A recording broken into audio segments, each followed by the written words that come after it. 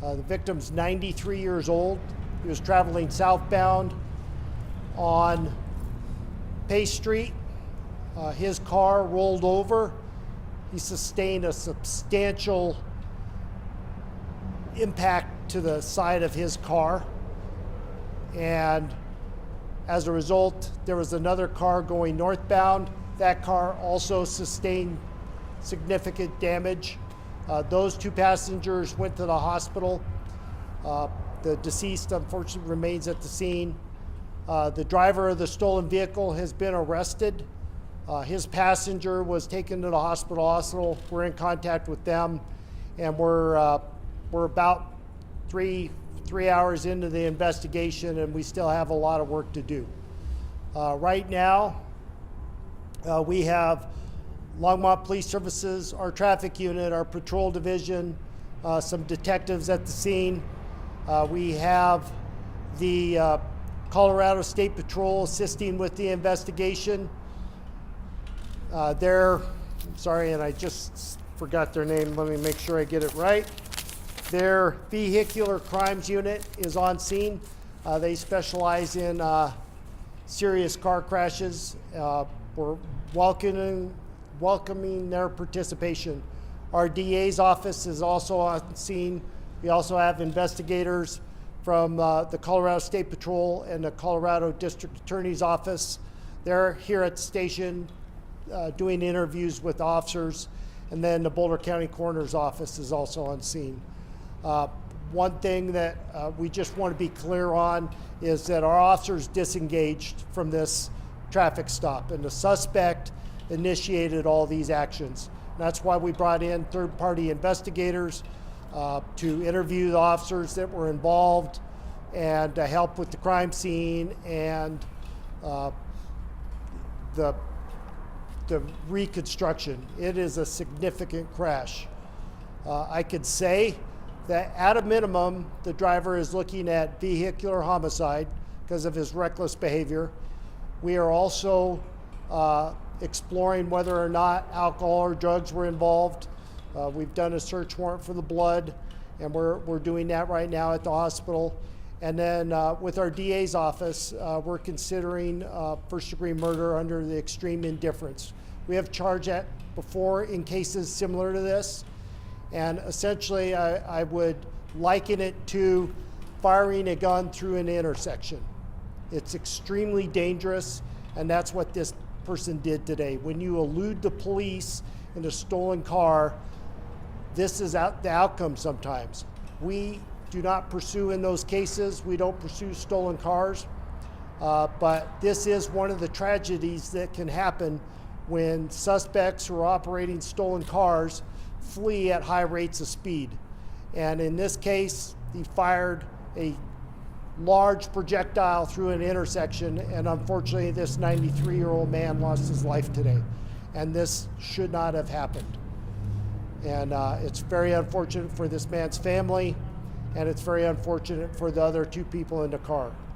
All the people involved are Longmont residents, and we'll release names as we progress. Right now, we got to make notifications to the victim's family and take care of those. But I do have the ages if you need other information. So the driver of the stolen vehicle is 37 years old. His passenger was a 36-year-old female. The driver of the SUV, I already told you, was 93 years old. He was the lone occupant of that vehicle. And then we had a Subaru involved at the scene also. The driver of that vehicle was 62 years old. He's a Lyft or Uber driver, and he had a passenger in the back seat, and that person was 19 years old.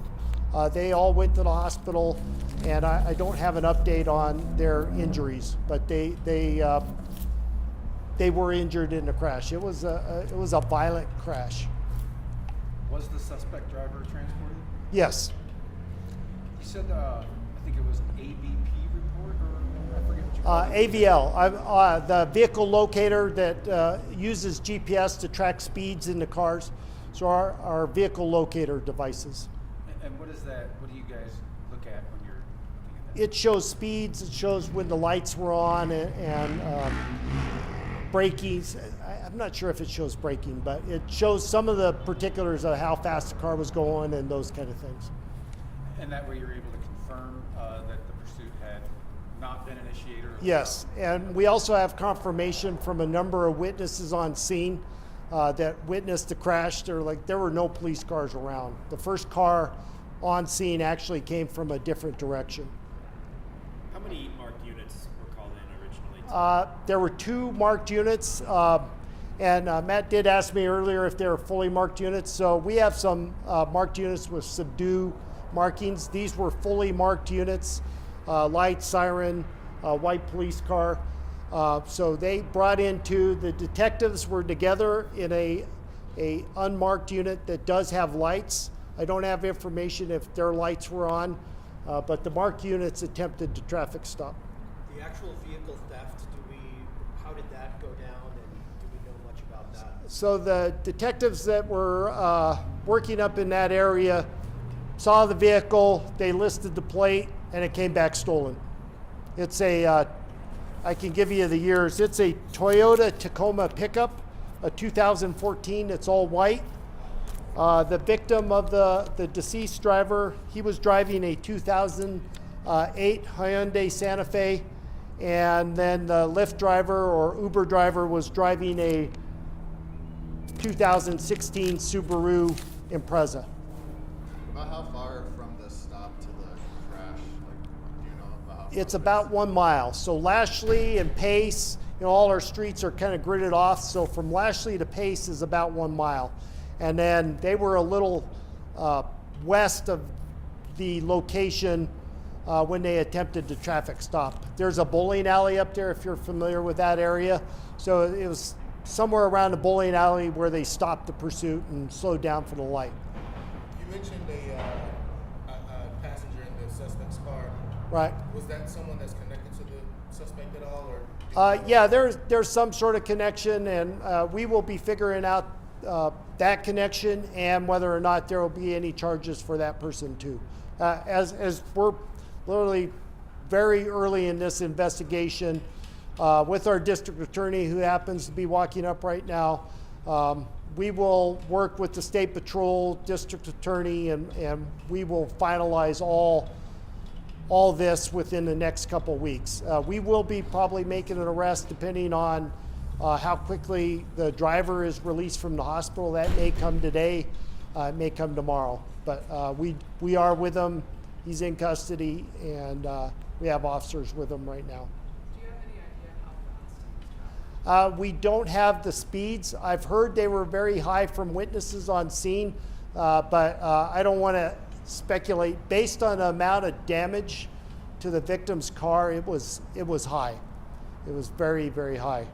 But we'll do all the data downloads from the cars, from the readers in the cars, and get all that information. That's all part of our investigation. We'll do mechanical inspections. As you know from being involved in probably fatal crashes over the years, there is just a ton of work that still needs to be done, and that will take place over the next 2 or 3 weeks. Can you recap the possible charges that the suspect is facing? So right now, at a minimum, we have vehicular homicide. If you drive recklessly and cause a death, we have that. And then we have the possibility, which will be based on speeds, that first degree murder under the extreme indifference. Again, kind of likening it back to firing a gun through an intersection. Those are things that we'll work very closely with our DA's office on. There could be some other vehicle charges. I don't know the person's driving status and things like that. So there could be a litany of charges that come from this incident, and it could have been avoided. It could have been avoided very easily by this suspect.